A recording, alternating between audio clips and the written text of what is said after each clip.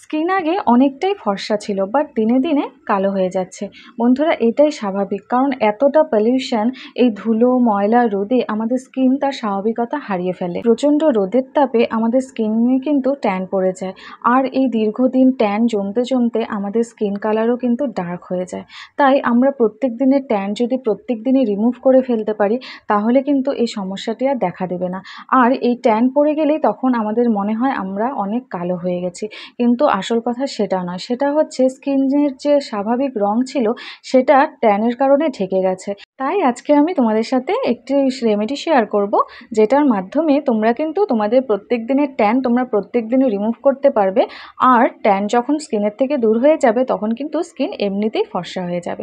So hello everyone, আমি Puja, welcome to Puja's natural world. তাহলে চলো দেখে নিই আজকে রেমেডিটি কী করে তৈরি করতে হবে আর এটা কিভাবে অ্যাপ্লাই করতে হবে। আজকে রেমেডির জন্য প্রথমেই আমরা নিয়ে নিয়েছি টমেটো।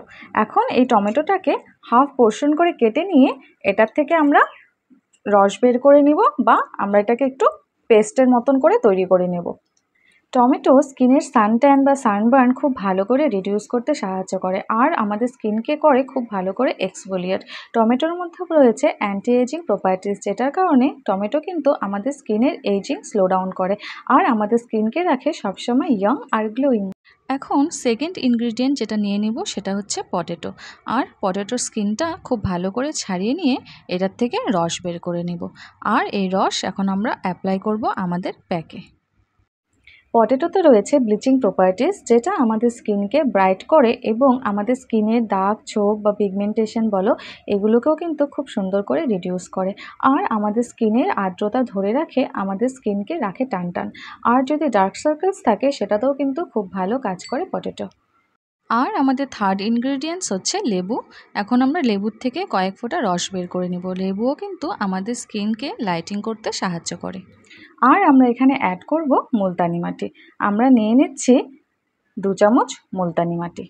মুলতানি মাটি আমাদের স্কিনকে ডিপ ক্লিনজিং করে, আর আমাদের স্কিনে যদি ট্যান থাকে সেটাও কিন্তু খুব ভালো করে রিমুভ করে। আমরা যদি মুলতানি মাটি ইউজ করি তাহলে কিন্তু আমাদের স্কিন টোন অনেকটা ফেয়ার হতে পারে, আর আমাদের স্কিন কিন্তু সবসময় থাকবে ঝকঝকে আর পরিষ্কার। আমি এখানে নিয়ে নিব 2 চামচ টক দই। আমি এখানে টক দই নিয়ে নিচ্ছি 2 চামচ। আর টক দই কিন্তু আমাদের স্কিনের থেকে ট্যান রিমুভও করে, আর আমাদের স্কিন কালারকে কিন্তু একদম উজ্জ্বল করে তোলে। এটা খুব ভালো করে মিক্সড করে নেব।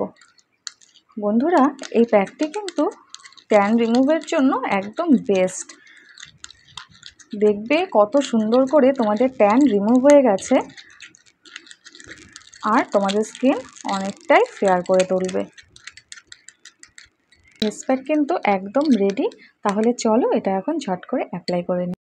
বন্ধুরা, যখনই যে কোনো প্যাক অ্যাপ্লাই করবে তার আগে কিন্তু অবশ্যই ফেসটা খুব ভালো করে ক্লিন করে নেবে।